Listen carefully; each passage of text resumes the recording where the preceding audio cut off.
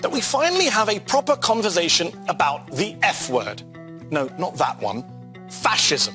I know, it's really controversial. People get very uncomfortable when you mention it. But to borrow a line, if not now, when? And if not us, the free press, then who?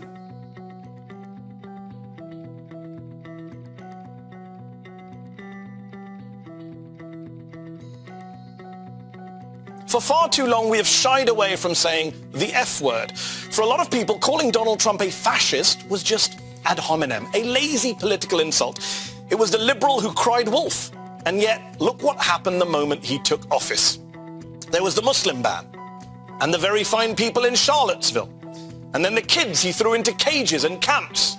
But it's not stopped. Those were not isolated incidents. Just last month, the president had protesters, as well as reporters, outside the White House, tear-gassed and beaten, so that he could go for a stroll and have a photo op holding a Bible outside a nearby church.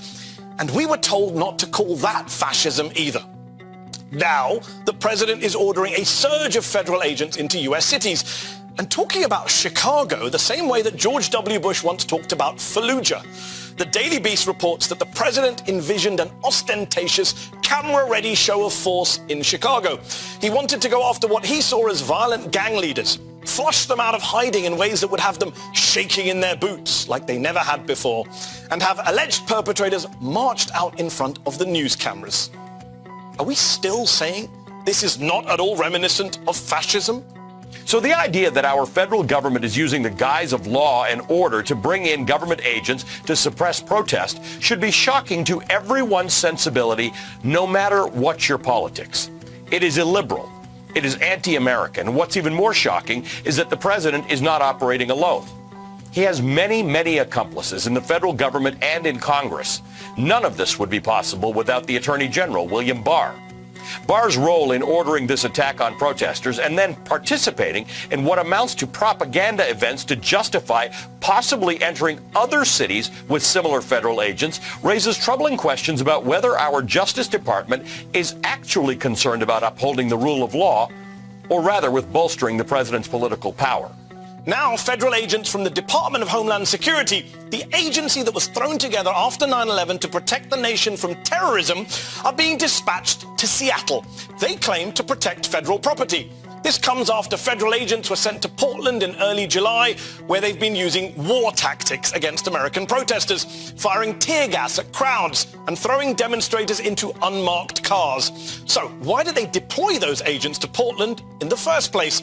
Well, according to this list from Acting Homeland Security Secretary Chad Wolf, graffiti incidents were a big part of it. Yes, federal agents in military gear are being deployed to fight graffiti. Last night on Trump TV, the president said he could send a massive force of tens of thousands of agents into American cities. We could solve it. If they invited us in, we'd go in with 50,000, 75,000 people. We would be able to solve it like you wouldn't believe and quick. But they just don't want to ask, maybe for political reasons, but they don't want to ask. It's a disgrace. When it comes to the coronavirus, there is no federal response. It's every state for themselves. But when it comes to fighting vandalism or protecting statues, he's ready to send 75,000 agents of the federal government. Should we be thinking about this thing that we've been watching in Portland, the president's threat to use force and his performative demonstration of force against civilians, as a material rule of law crisis, as something that we ought to worry about in terms of our democracy? Of course, in a rule of law state, which is what we should be, you can tell the police from the civilians. When the police don't identify themselves, when the police don't wear insignia, when the police act as though they're above the law, then you've moved clearly in an authoritarian direction. It's the dark fantasy, both in life and literature, of authoritarianism and totalitarianism, that someone who you can't identify arrests you and takes you away in the middle of the night. So yes, this is something we should be attending to. Given your seminal work looking at the history across Europe, of the descent into authoritarianism and the way that different types of cultures have slid in that direction, are there lessons from history about the right way or the most effective way, most meaningful way to resist or oppose that kind of thing when it starts to happen in a country that you think of as a republic, as a democracy? Well, one of them we've already talked about, which is protest itself.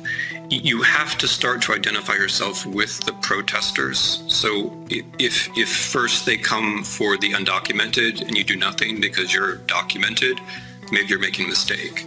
Then they come for the blacks, you don't do anything because you're not black, you're making a mistake. Then they come for the protesters and you don't do anything, you're making a mistake. At some point you have to turn it around and say, like those moms in Portland are doing, if they're coming for the protesters, I have to stand up for those people. I have to stand up for my fellow people, my fellow Americans, their right to the First Amendment, to the Fourth Amendment. I'm going to go out for that reason. And history shows that mass peaceful protest works. So if you're not protesting now, this would be a good time to start.